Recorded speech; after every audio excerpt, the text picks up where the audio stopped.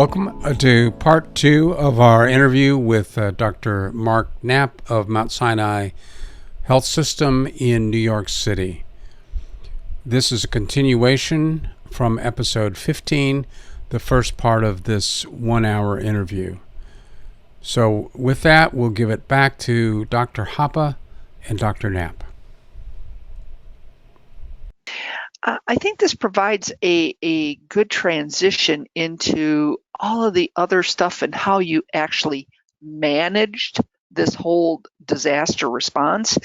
And it's all encompassing, whether it's staffing, whether it's facilities and beds, procurement of supplies, whether it be PPE, pharmaceuticals, or a whole host of other things. What I'd like to do is focus in a little bit on the direct provision of patient care, but if you could help us to understand, how did you even logistically get this done? What kind of command structure did you have to put in place? Because you're trying to coordinate this huge response over a very large health system. How did you make sure that the needs of the whole system were being met?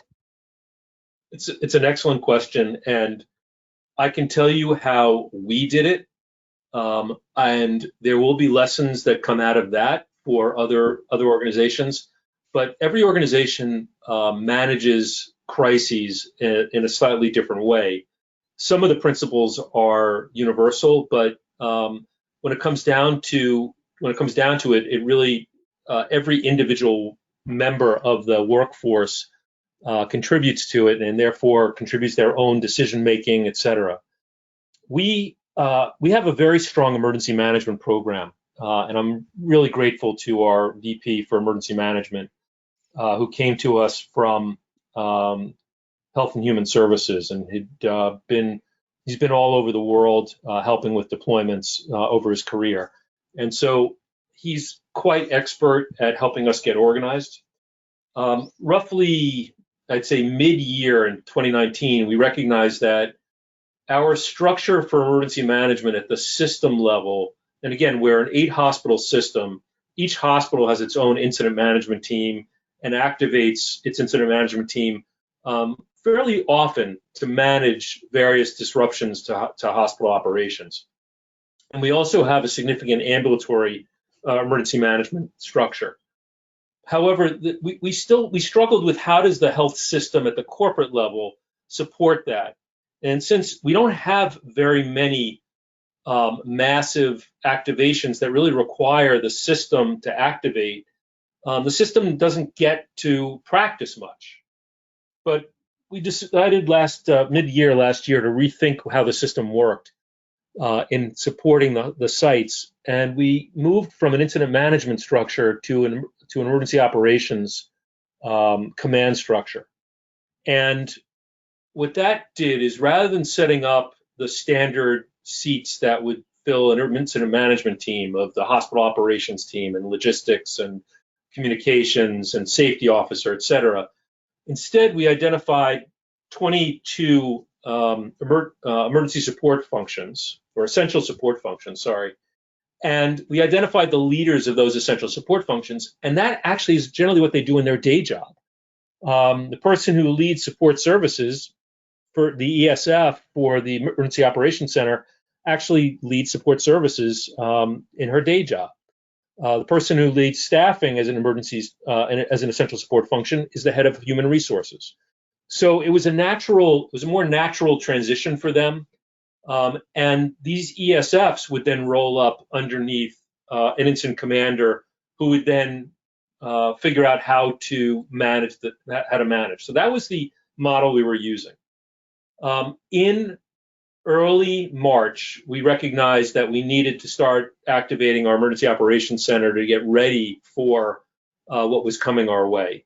The first patient in New York City that was diagnosed with COVID was actually diagnosed in the Mount Sinai Hospital Emergency Department. She was an outpatient, had been seen in the emergency department on a Friday, the 27th or 28th, whatever it was, of February, and was diagnosed positive on March 1st. The first patient that we admitted with COVID was on March 7th. And so in that 6-day period, we were anticipating what was going to happen in New York City, and we recognized that we needed to start getting around a table to start planning. And we weren't thinking about protecting ourselves at the time. We weren't thinking about the fact that this would be a huge community exposure, community spread kind of disease. So we activated our emergency operations center. We got 20 or so people in a room around a table, and we started to think through how we would organize ourselves. And we went through a brainstorming process of what we thought were the key areas we had to focus on. And out of that, we developed 10 work groups. And those work groups were then responsible for managing our processes. And the incident commander would then basically work through that process, overseeing the work groups and the duties of the work groups. And as we went through those responsibilities, we started to make progress. Communicating that out to the system and to the leadership across the system so that they knew that this was happening, that was our next challenge. We realized we were doing this work and we knew we were making headway internally, but did anybody else know this? So we started setting up system-wide calls with hospital leadership from around the health system, 2 calls a day initially, and then we cut it down to 1 call a day, with the sites reporting out on their status, and then the system reporting back to them on the progress that they were making on the various tasks that needed to be done. And that's how we iterated to know what we needed to do. We created what's called a unified command group that was made up of myself. I'm the deputy CMO, the chief medical officer of the health system, the chief clinical officer of the health system, and the chief operating officer of the health system, and our VP for emergency management. So we were the UCG, and we basically served the role of the incident commander. With 5 of us doing it, that was the challenge, I think, but it still worked. It still worked well, and we were able to manage through this. You were able to manage through it. How did you actually make decisions quickly? Because to a certain extent, you did not have the luxury of time. You did not determine the time frame. The virus determined the time frame. So how were you able to make decisions quickly and get them implemented quickly?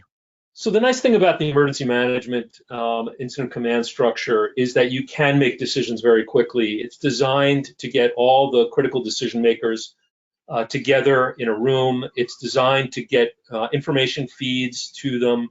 It includes concerns about communications, logistics, supplies, etc.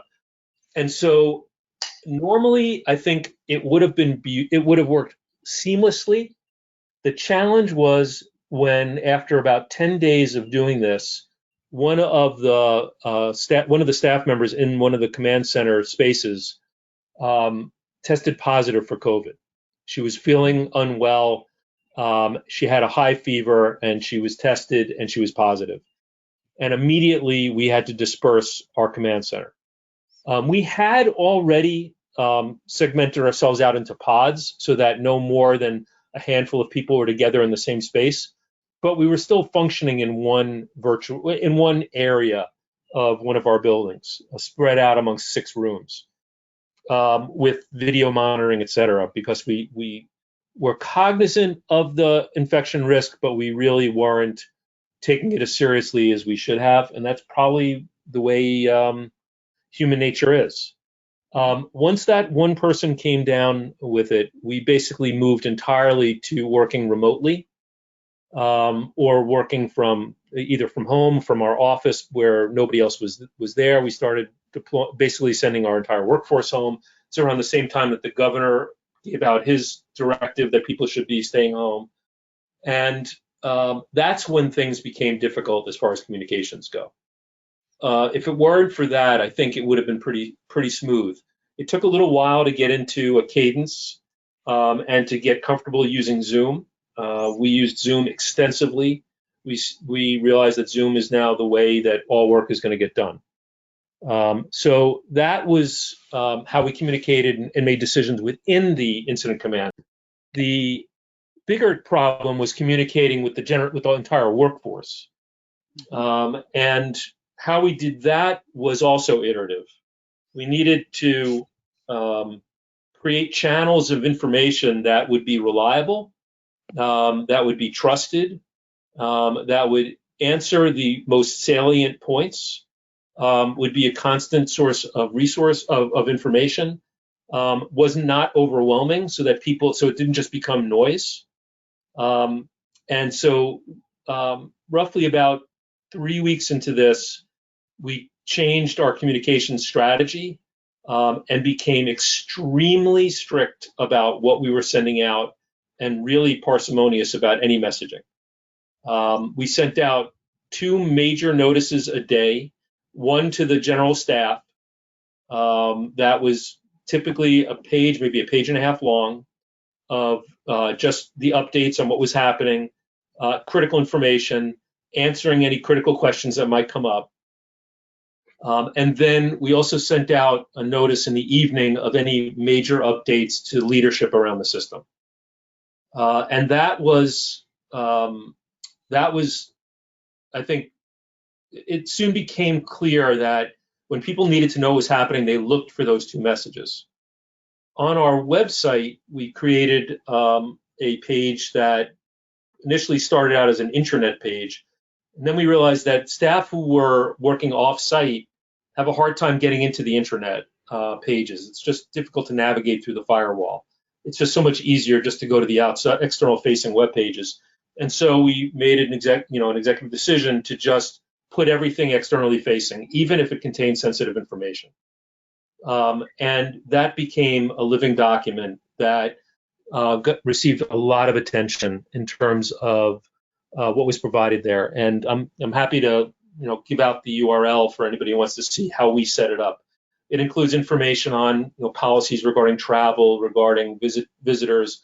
It includes information about wellness resources. It includes all the HR questions you might have, personal wellness, information about COVID itself. Basically, is a one place for any staff member to go to get any information they needed, and it iterated to continue to provide that information. So that was one of your major communication vehicles. But at the same point, was that the vehicle that, say, the New York press or other areas? How did you communicate outside your organization, either through that mechanism or through other mechanisms? Because I have to imagine they were at your doorstep. Well, anybody who follows the New York media will know that we had our challenges in the early days. Actually, many of the hospitals in New York City had challenges in the early days related to its management of COVID and the staff and PPE shortages and things like that. We have an active media group that both follows what's going on in the media and also is in constant contact with the media for opportunities to be able to make sure the story is told correctly. That group was extremely busy. There were collegial requests from those groups to interview us, to speak to us about what we were doing. Our chairman of emergency medicine was featured on numerous television broadcasts about the use of telehealth in the emergency department, because I think we'd innovated that. So I think that there's no shortage of interaction between the media and any of the hospitals in New York City.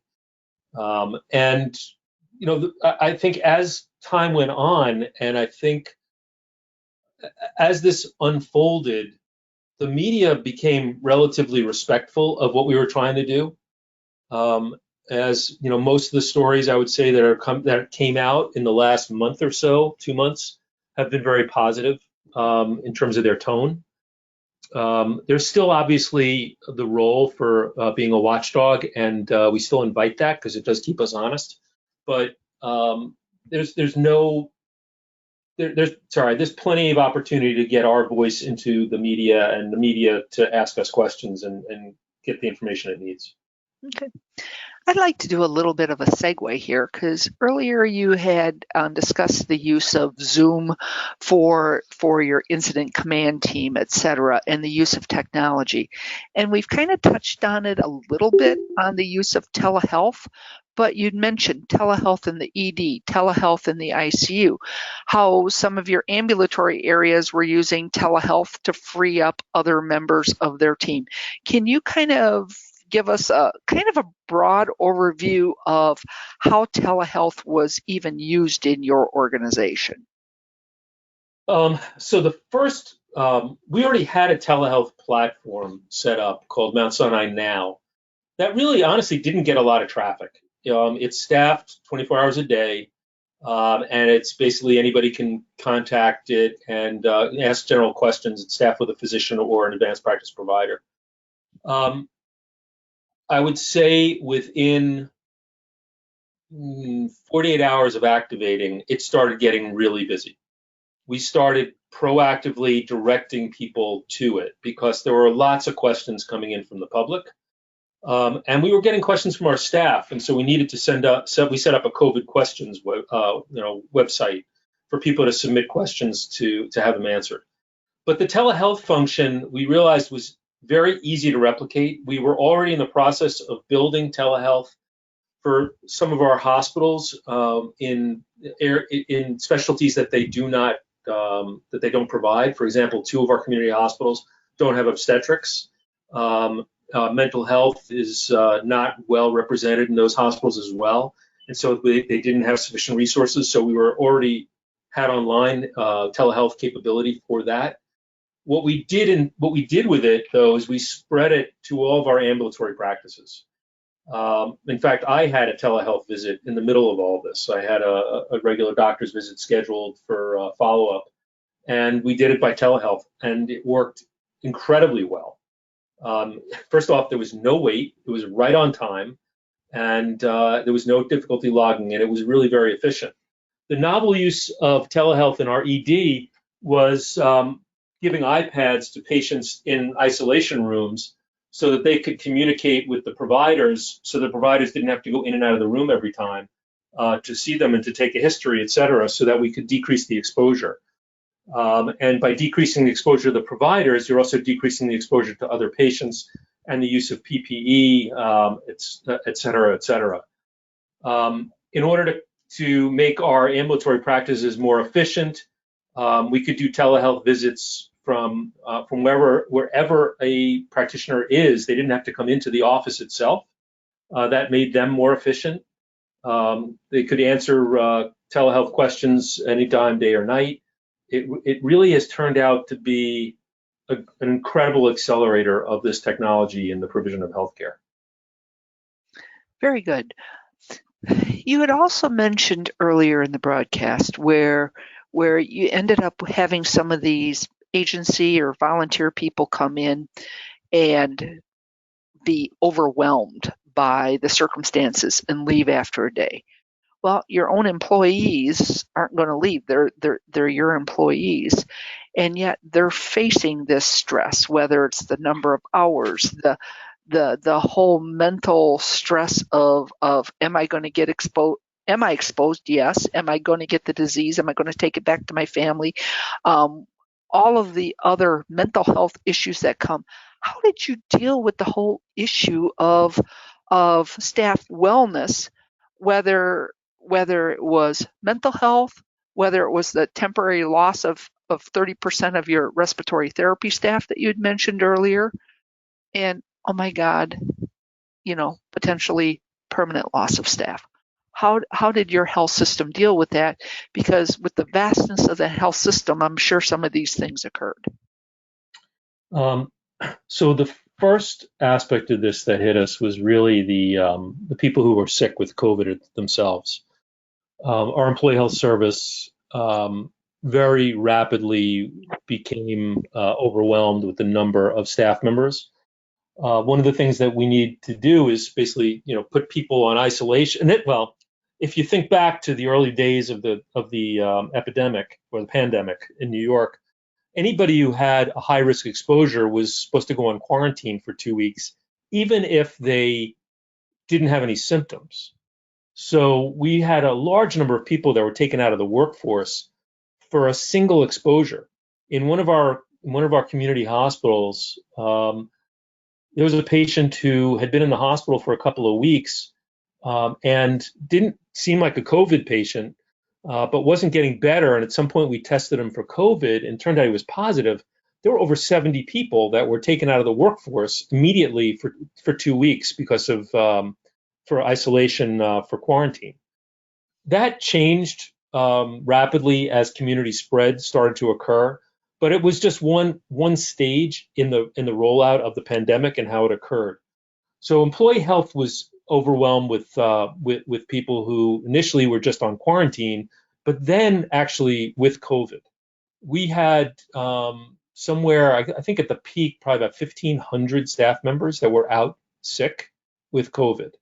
And so and some of those were obviously community spread. They weren't the people who got it in the hospital, but they were sick, and so they couldn't work.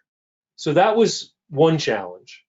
The next challenge was when our own people were getting sick and getting admitted to the hospital and actually not doing well, and when we had a staff member pass away. We had a nurse pass away relatively early in this, and it was a young person.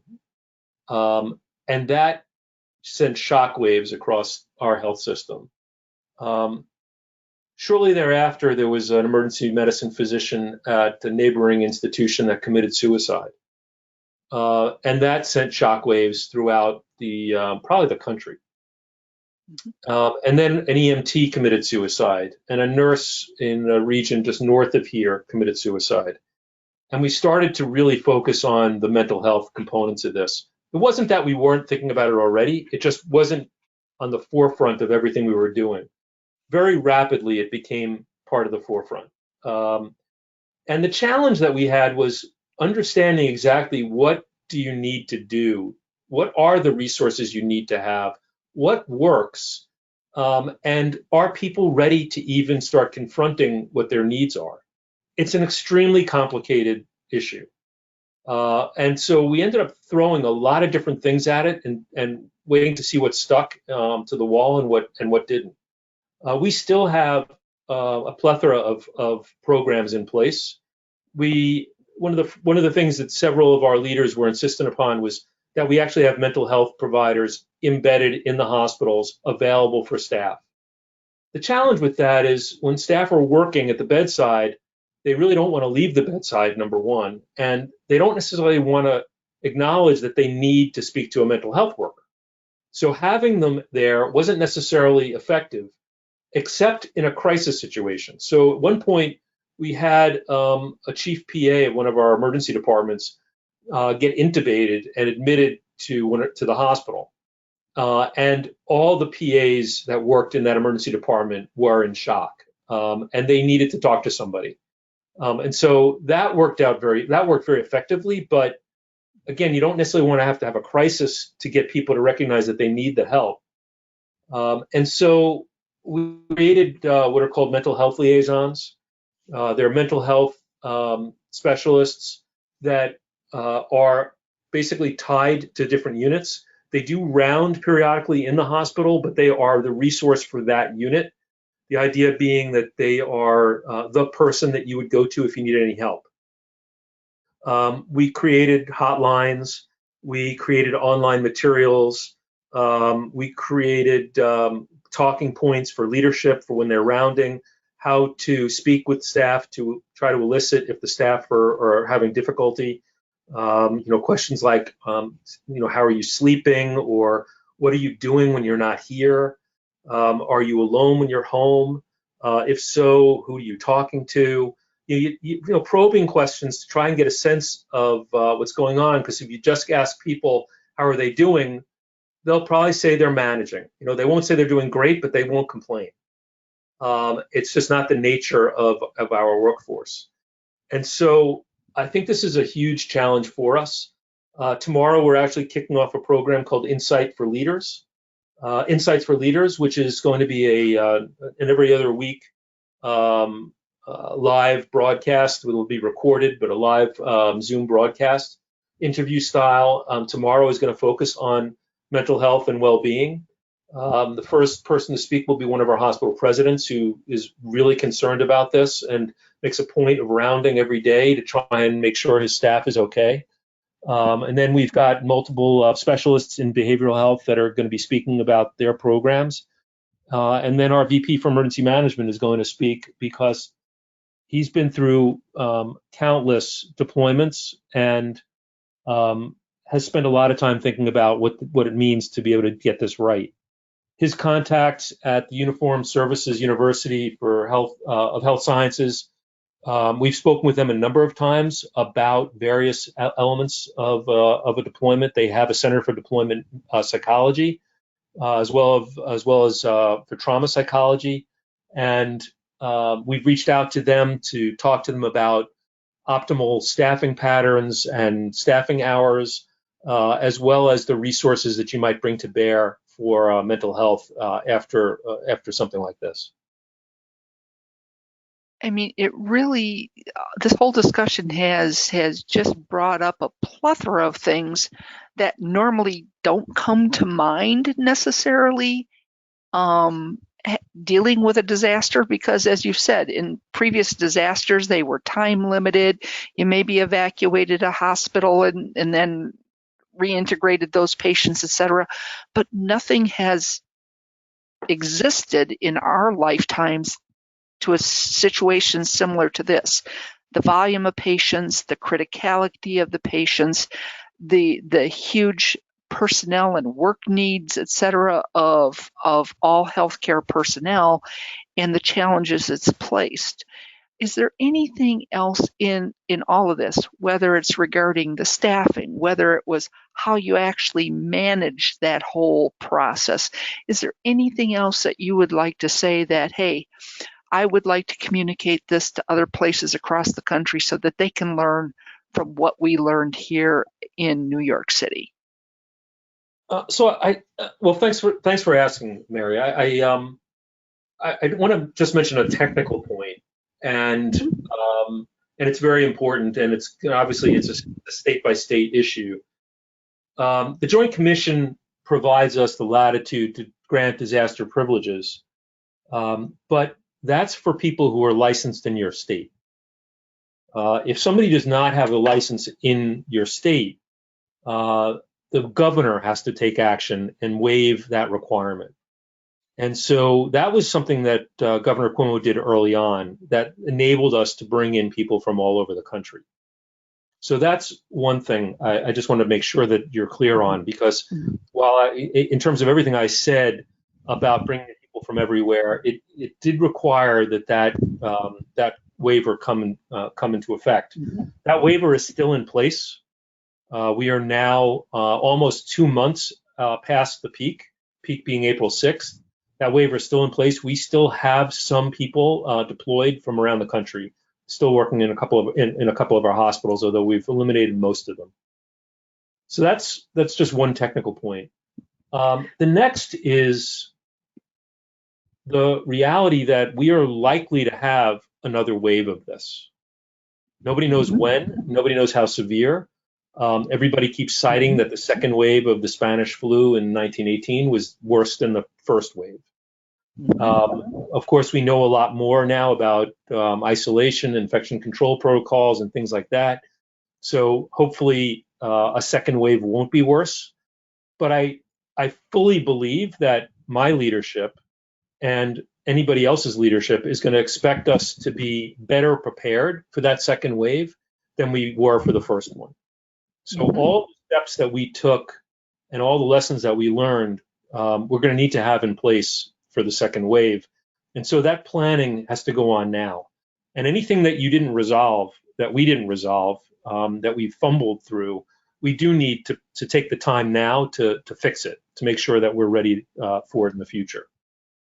Another insight is the hero of the day, I think, we're hospitalists.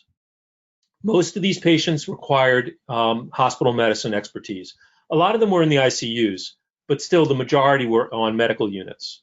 And I don't know that anybody would have ever thought that there would be a disaster in which hospitalists would be our most important providers. Hospitalists and respiratory therapists, and of course nursing.